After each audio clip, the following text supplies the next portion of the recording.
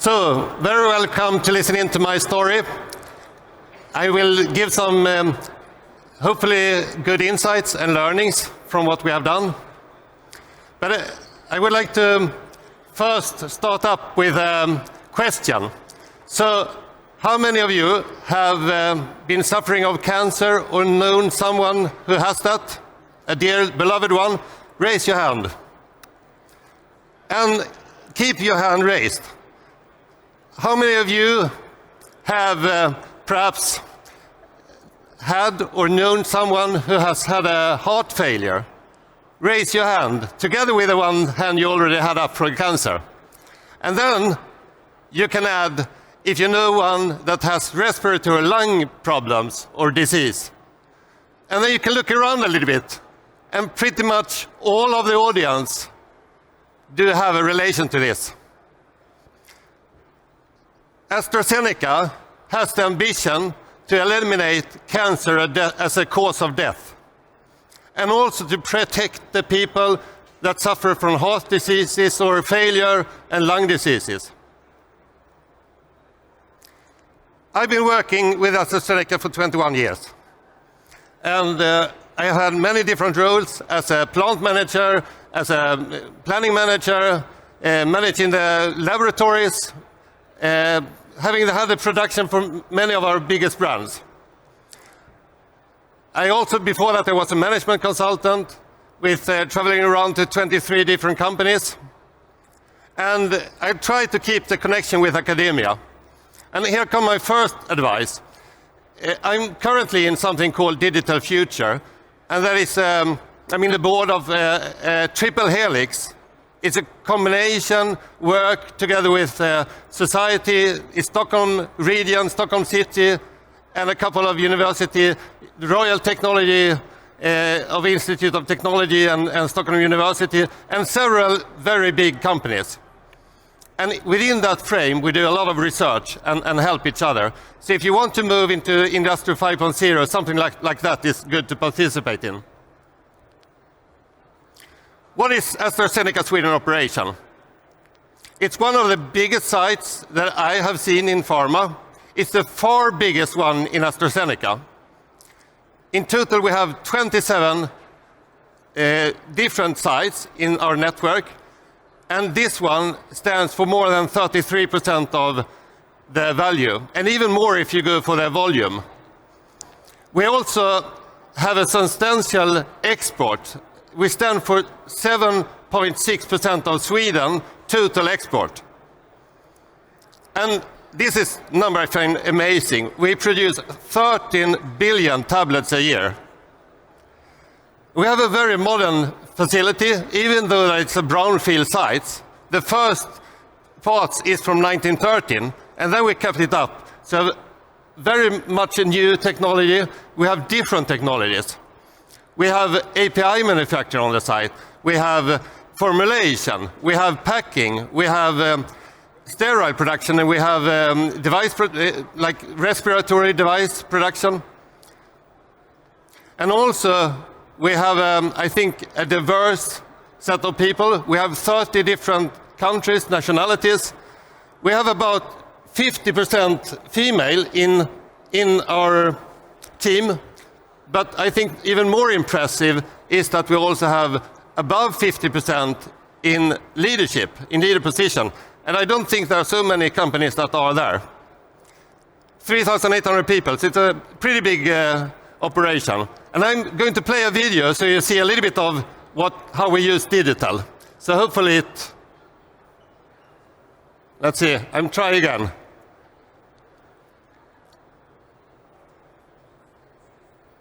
Can we have some more sound? Is it possible to turn the sound up?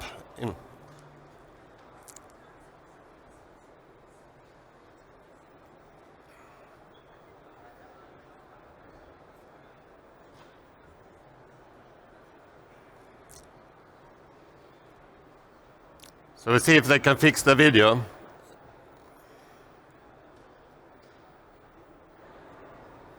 The sound will be on in just a couple of seconds. Thank you for your patience.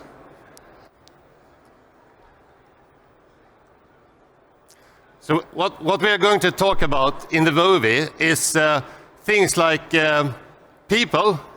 It's a very key thing for a transformation. But we also will talk about data. Faster and more efficiently. By digitizing our processes and ensuring we use accurate and reliable data, we are building the foundations for the factory of the future. Now, digital technology is speeding up the pace of change.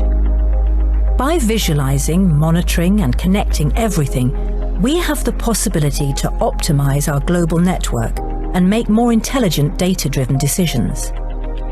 We can consistently and efficiently produce goods that are right first time. And with real-time information, we can automate decision-making, clear bottlenecks, and cut down on waste. Connected and intelligent assets give us deep insights into our processes and equipment. Simulation enables us to develop, design, and optimize our processes virtually without disturbing our physical operations. But new technology is just one part of the journey we're on. Our highly skilled and committed workforce will also play an essential role. People are at the heart of our operations, empowered by the digital know-how of today and in the future. With people and technology working as one, we can continue to innovate as we deliver life-changing medicines to patients.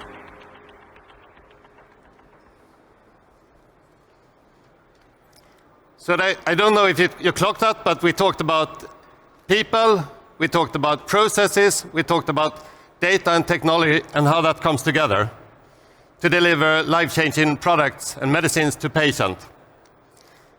And what I'm going to talk about now is the digital transformation towards Industry 5.0. I will go through a few why, like bringing new medicines quicker to patients, and the thought about carbon negative by 2030. And what? Then it's about digital transformation, some use cases in digital, I will show that, and also how. That's about the people side, the capability uplift, the culture, and also the key things like process, data, technology. And finally, we'll check off so what? Was it worth anything? And have we reduced our tech transfer and launch lead time? So, if so, how much? And also the absolute scope 1 and 2, greenhouse gas emission, how much have we reduced that bit by? Starting with the why again, it's perhaps obvious, but AstraZeneca, as a glance, we are a global, science-led, patient-focused biopharmaceutical company. We are leading in our therapy areas like oncology, biopharma, and rare disease. And we aim to positively impact people, society, and our planet. And here comes the first bold statement, I think. Before 2030, we have the bold ambition to launch 15 new medicines, but also drive industry-leading growth and be carbon negative. And that's the reason why. So it's the launch, but also to be carbon negative by 2030. We were one of the first companies that took on the scientific-based targets. So we measure against that. And I think it's very key that all take action to drive sustainability. That is fundamental. It's fundamental for the health of our people, our society, and our planet. So I hope it's clear the why. If we move to the what then. We have been working for a long time delivering value through lean digital products. And you see, we have grouped them into 7 different areas that we call building blocks. In advanced process control, here we have things like continuously direct compression, how we steer that in a very advanced way. In the advanced analytics and optimization, we have example of digital twins. We have process digital twin. We have digital twins over for instance, scheduling. And if moving to the immersive environment, this is where we have XR, augmented reality, virtual reality. So you can put on a virtual reality and train in sterile environment how to move and behave before you enter into the facility. And that shortened down the time for training, but it also avoid us taking valuable time in production and train. We have the smart workforce, and in that we take things like smart unknown, so you get a notice where something goes wrong in the factory, or our digital tier, our pulse board that we have and follow up, connected with all the data from the factories. The intelligent asset management, in that bucket we put things like predictive maintenance. And in the robotic physical automation, there we have cobots. And we have things like AGVs, automated vehicle goods that transporting goods, not only in one direction, but also like they are so clever so they call on the elevator and go into the elevator and take to the next floor.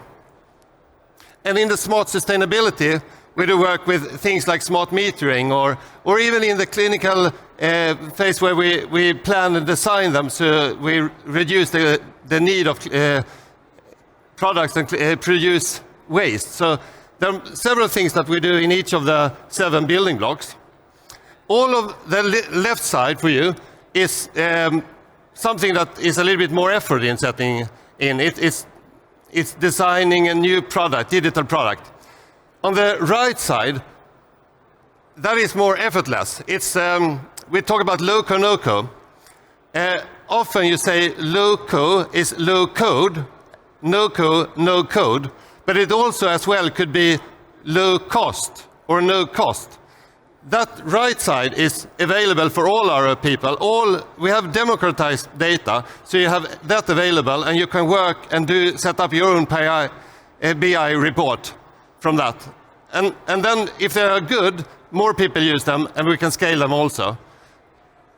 But it's like more tricky to do, more advanced, and the right side is something that all can do. And I want to give 2 more deep dive example in use cases, where the first one is impacting the lead time for launch, the tech transfer from R&D and to the site and launch. And here we have the challenge. It's a very positive challenge, but the challenge is to increase the number of medical products. We have that, many more in the pipeline, and also we want to accelerate that launches. Together with that, we have complex planning, many different assets that we need to go through, and a highly regulatory environment. And also very many different multiple data places where we have the information.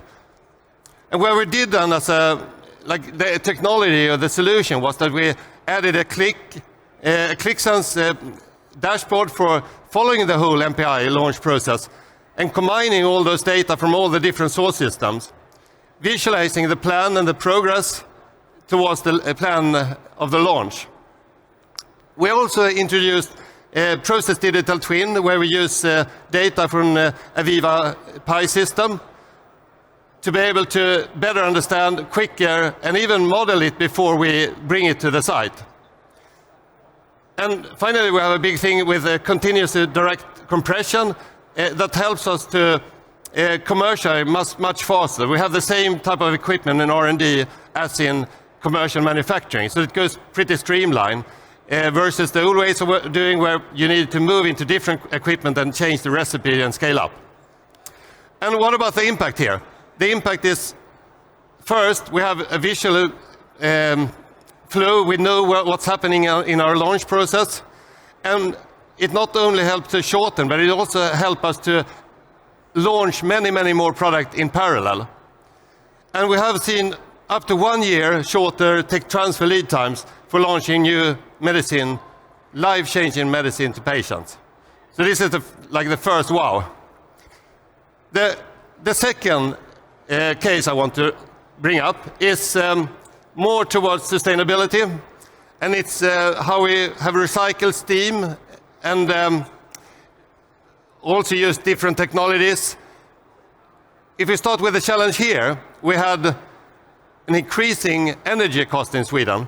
We had even an energy shortage, and we had unplanned breakdowns, and that puts patient at risk, the supply to patient. In addition, we had a high water consumption to produce steam for humidification and dehumidification in our processes. And then we have implemented a couple of technologies. One is the EBO, the EcoStructure building operation, where all buildings are controlled and monitored and connected. So we have over 600,000 square meters with over 10,000 of sensors.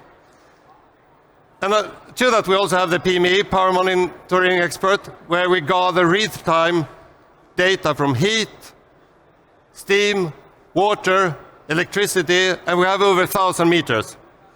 And we have installed this heat recovery system. And what about the impact here? The 25% better energy efficiency. We have saved more than $1 million per year in energy cost, no breakdown on critical assets, and a 58% reduction of water used for steam production. Also pretty cool numbers. Now we move over to the how. And I talked about it, it's a lot about culture. It's a lot about capability uplift. There are also technology, data, and processes. My key learnings, though, is that we need to have leadership in place. If we don't have the sponsors and the product owner appointed, we will fail. If we don't have enough resources to drive the digital product, we will fail. And we did that in the beginning, and we had problems to getting from ops IT resources. And the way we solved it was to create pods, project-oriented delivery. And you can compare them, some talk about pizza team. And the size of a pizza team is the number of people who can eat lunch on 2 pizzas. So you can't be more than like 8 people at least. That's even if it's big pizzas. And within leadership, to set the BAU model before you close down. If you close down like the MVP project, a digital product, before having the BAU in place, it will often die after a while. It will not improve. So that is also key to success. If the leadership is in place, then there is another thing that also needs to be in place, and that's the clear value. So it needs to be improvements. It needs to be something or solving a problem. It's crucial for the people working with a digital product to see the value in it. And if we're solving a problem, it should not be an invented problem. It should be a real problem. And another thing is to move away from the technology focus to the value focus instead. And the value should be for the patient, for the people, for the business, and the planet. We have started to dig up from the bottom, from all our operator and process engineers' ideas, problems that we want to heal and improve. We also have something we call top-down, but it's rather to decide between the site. We are 5 lighthouse sites and we are one of them. We decide there who takes lead on to solving a real problem, so we don't duplicate the effort in the different sites. So we think big, we start small, and we scale fast. Sometimes we also need to fail fast, and that's another thing that is often when you have put in a lot of effort, you try a little bit more, and at some stage you really need to fail fast also. I think you and at least within AstraZeneca have been working for a long time with improvement, and possibly you have something that called lean and a production system, and I think that's a very good basis to start with. The lean pieces, nearly all companies within production has a house or something like similar like that with principles, and that is used to help engage people to get more efficient processes and get result. What I think with digital is that the data is more robust and more easy to access. And also you have a lot of new technology, like AI, like generative AI. You have so many new things now that wasn't available earlier. So that adds up, and you can add them together. And when you have all those four pieces, engage people, simple processes, robust data, latest technology, then you will get the sustainable outcome. Then you get the sustainable production, the sustainable solution for patient, for people, for business and our planet. So I think this is a nice summary of how lean, green and digital come together. Another thing is we have people, process, data and technology. I repeat that again, but we have done a lot of things. In the people side, we have worked together with external partners.